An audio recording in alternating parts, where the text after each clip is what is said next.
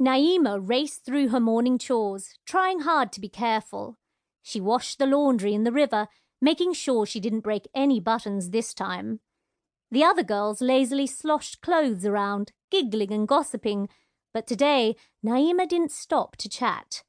She pumped 4 pails of water at the well, just as Mother had asked, and hauled them back one by one. She sliced eggplant, chili peppers and onions in tiny, even cubes the way Mother liked them, instead of chopping them quickly into thick chunks the way she usually did.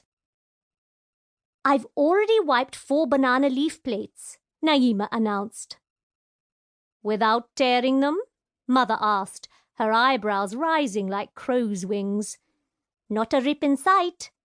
Mother smiled. "Well done, Naima. You may wait outside for Father."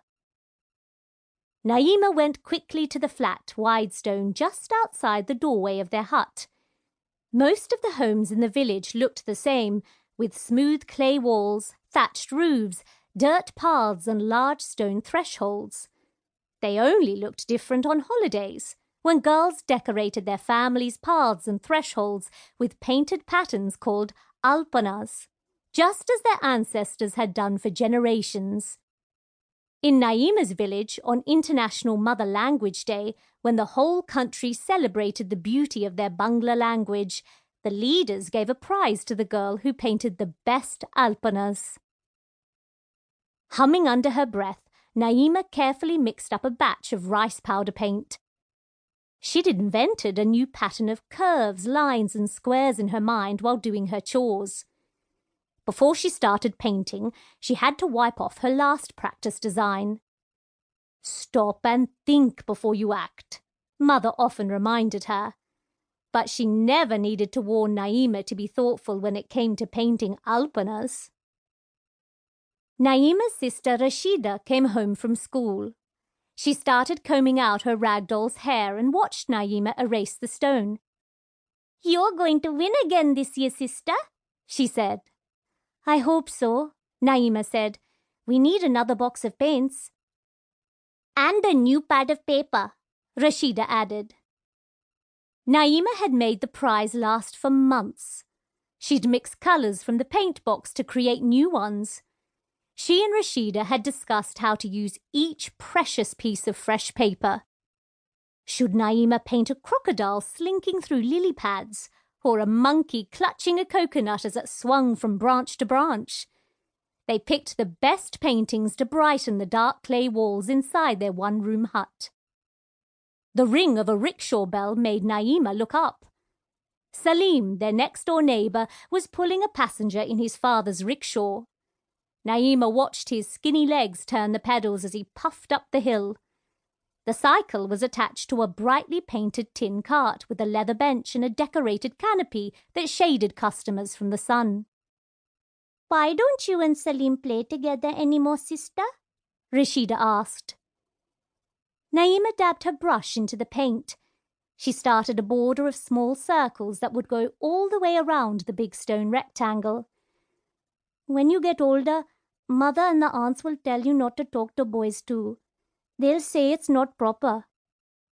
"I like playing with everybody at school," Rashida said. "Girls and boys." "You'll probably stop going soon anyway," Naima thought. Only Saleem knew how much she'd wanted to keep going to school.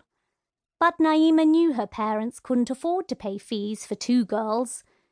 Naima had studied for 3 years. Now it was Rashida's turn. "You have to do more chores when you're 10, she said, sighing. "Saleem and I are both too busy to play these days." Naima didn't tell her sister about the signal she and Saleem used when they wanted to meet. Saleem tucked a white handkerchief into his pocket. Naima tied a white bow on her braid. Once they'd finished their chores and eaten lunch in their own homes, they'd slip away to talk or play cards together behind the leafy banana trees. These days, they only risked the signal for important meetings. "You are getting old, sister," Rashida said. "You probably won't be able to wear a shalwar kameez much longer." Both sisters were dressed in cotton pants under long-sleeved tunics that came to their knees. Naima made a face. I know, she said. And I can't move fast in a shari. Yards and yards of cloth that you have to wrap around yourself. They look pretty, but I feel as if I'm wearing a big bandage. Mother moves fast in her shari, Rashida said. Naima knew her sister was trying to comfort her. I suppose I will too, once I get used to wearing one every day.